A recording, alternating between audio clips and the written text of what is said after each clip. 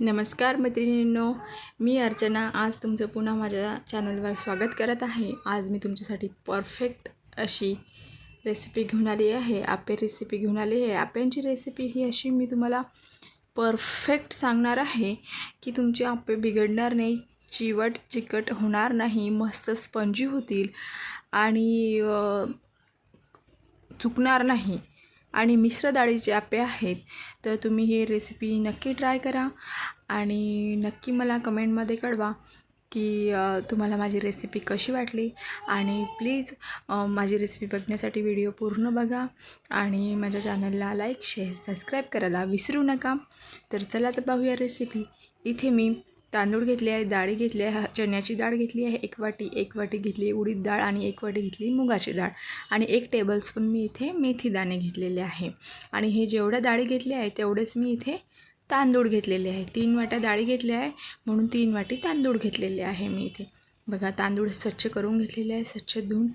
ह्या तिन्ही डाळी आणि मेथी दाणे आपल्याला आधी सर्वप्रथम एकत्र करून घ्यायचे आहे आणि त्यानंतर ते 2-3 पाण्याने स्वच्छ धुवून घ्यायचे आहे। आणि तांदूळ पण आपल्याला स्वच्छ असे धुवून घ्यायचे आहे आणि आपल्याला ते वेगवेगळे भिजत घालायचे आहे। तांदूळ वेगळ्या भांड्यामध्ये आणि डाळी वेगळ्या भांड्यामध्ये भिजत घालायचे आहे। आणि कारण वाटताना आपल्याला तांदूळ थोडे रवाळ वाटायचे आहे आणि डाळी आपल्याला बारीक वाटून घ्यायचे आहे, खूप बारीक स्मूथ पेस्ट करून घ्यायची आहे डाळींची आणि तांदूळ आपल्याला रवाळ वाटायचे आहे। त्यामुळे आपले ढोकळे नाही, आपले आप्पे खूप स्पंजी होणार आहे। ढोकळ्यांची पण रेसिपी मी तुमच्यासाठी लवकरच घेऊन येणार आहे, तर माझ्या चॅनलला नक्की फॉलो करा। बघा मस्त अशी डाळ आपल्याला आणि तांदूळ आपल्याला 4 तासासाठी भिजत ठेवायचे आहे। 4 ते 5 तास मस्त भिजवून घ्यायचे आहे आपल्याला आणि नंतर आपल्याला बारीक करायचे आहे। बघा इथे माझी डाळ मस्त 4 तासानंतर भिजून झालेली आहे, तांदूळ पण भिजून झालेले आहे। हे मस्त यातलं पाणी काढून घेतलेलं आहे मी आणि आणखी एका पाण्याने स्वच्छ धुवून घेतलेले आहे। आणि आता मी डाळ बारीक करणार आहे आणि हे बारीक झाल्यानंतर तुम्ही एका भांड्यामध्ये टाकलं दोघांचं मिश्रण तरी चालेल। आता वेगवेगळं ठेवायची आवश्यकता नाही आहे। तर बघा मी इथे सर्वप्रथम डाळ बारीक करून घेत आहे। लक्षात ठेवा आपल्याला डाळी ह्या ज्या डाळी आपण मिश्र डाळी सर्व मिक्स करून एका भांड्यात ठेवले आहे, ह्या डाळी आपल्याला बारीक वाटून घ्यायच्या आहे, खूप बारीक वाटून घ्यायचे। बघा इथे मी वाटून घेतले आहे, भांड्यात टाकले आहे, डाळी वाटून झालेल्या आहे माझ्या। आता मी तांदूळ वाटून घेणार आहे आणि आपल्याला तांदूळ हे रवाळ वाटायचे आहे, तांदूळ आपल्याला रवाळ वाटून घ्यायचे आहे। त्यामुळे आपले आप्पे खूप मस्त असे स्पंजी आणि असे चिवट म्हणजे असे चिपचिप होणार नाही, मस्त जाळीदार होतील। तर अशी परफेक्ट रेसिपी तुम्ही फॉलो करा, तुमचे आप्पेसुद्धा परफेक्ट बनतील आणि चव पण छान येईल। बघा अशी रवाळ ठेवायची आहे आपल्याला तांदूळ।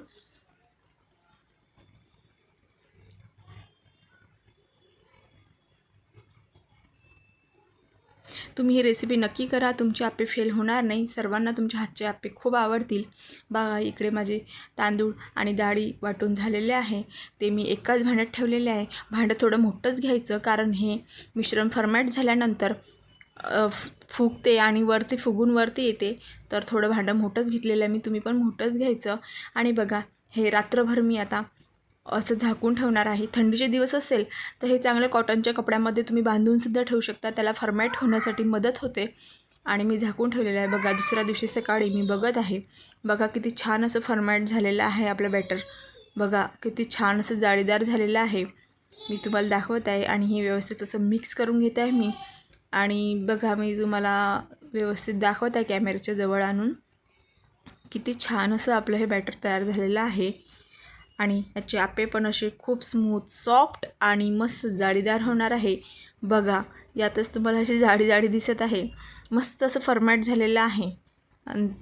बघा आता आपल्याला यातील जेवढं करायचे आहे तेवढं आपण वेगळ्या भांड्यात काढून घ्यायचं आहे, पूर्णचे पूर्ण आपल्याला वापरायचं नाही आहे। सो तुमच्या इथे मेंबर जास्त असतील तर पूर्ण घेतलं तरी चालेल, पण इथे थोडं मी घेऊन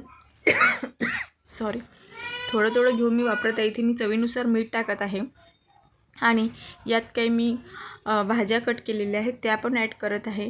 इथे मी शिमला मिरची कट करून घेतलेली आहे, थोडी 3-4 टेबलस्पून शिमला मिरची, टोमॅटो आणि थोडी बारीक चवीसाठी हिरवी मिरची घेत आहे आणि कांदा घेत आहे 2-3 टेबलस्पून स्पून आणि कोथिंबीर हे मस्त मिक्स करून घेत आहे. आणि यात मी मस्त असं 7 ते 8 लसणाच्या कळ्यासुद्धा ठेचून घेत आहे. आणि तुम्हाला जर हवं असेल तर यात तुम्ही तडका पण देऊ शकता. गरम तेल करायचं, त्याची फोडणी तयार करायची आणि त्या तेलामध्ये जिरं आणि मोहरी आणि कढीपत्ता टाकायचा आणि तो तडका या बॅटरला द्यायचा. त्यानीसुद्धा आपले आप्पे खूप स्पंजी होतात. म्हणजे त्याला एक प्रकारचं मोहन टाईप पण म्हणू शकतो आपण. तसं पण देऊ शकता तुम्ही, जर का तुमचे आप्पे स्पंजी नसतील होत तर. पण माझे आप्पे खूप स्पंजी होतात, तर मला ते मोहन द्यायचं गरज नाही आहे. सो इथे मी आता लसणाची पेस्ट पण टाकत आहे. बघा 1 टेबलस्पून मी 7 ते 8 लसणाची पेस्ट टाकत आहे. म्हणजे ठेचून घेतलेलं आहे मी लसूण. आणि हे मिश्रण असं मस्त व्यवस्थित ढवळून घ्यायचं. आणि बघा हे मिश्रण आपल्याला एवढंच जाड हवं आहे. याच्यापेक्षा जास्त पातळ पण नको आणि याच्यापेक्षा जास्त घट्ट पण नको. आणि सर्वात प्रथम आपल्याला आप्पे पात्र मस्त गरम करून घ्यायचं आहे आणि त्याला थोडं तेल लावून घ्यायचं आहे. सो तुम्ही तेल लावण्यासाठी सिलिकॉन किंवा फायबर प्लास्टिकचा ब्रश वापरू नका. तुम्ही चमच्यानेच तेल लावा किंवा मग पळीने टाका. आणि आपण आप्पे पात्र आधी गरम करून घेतले आहे आणि त्यामध्ये मी हे बॅटर टाकत आहे. व्यवस्थित आपल्याला हे बॅटर टाकून घ्यायचं आहे. आणि बघा किती मस्त आपले फुगून वरती येतात आप्पे.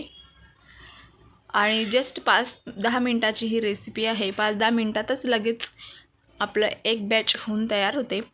बघा इथे 5 मिनटानंतर मी दाखवत आहे तुम्हाला कशी वरती आलेले फुगून मस्त असे स्पंजी होतात. हे सांगायचं मला एकच आहे की या प्रकारे जर तुम्ही आप्प्यांचं मिश्र डाळीचे आप्पे केले आणि या प्रकारचं मिश्रण भिजत घातलं तर खूप स्पंजी होतात हे तुमचे आप्पे. बघा मी पलटवत आहे. बघा किती छान दिसायला पण किती छान दिसत आहे.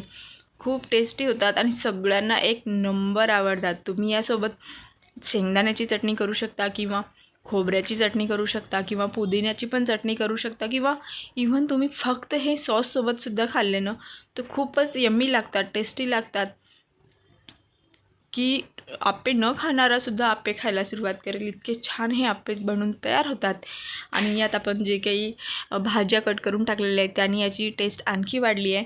मी भाज्या कट करून टाकलेल्या आहे. तिखट हिरवी मिरचीसुद्धा टाकलेली आहे. पण मी मुलांसाठी प्लेन असे पण बनवलेले आहेत.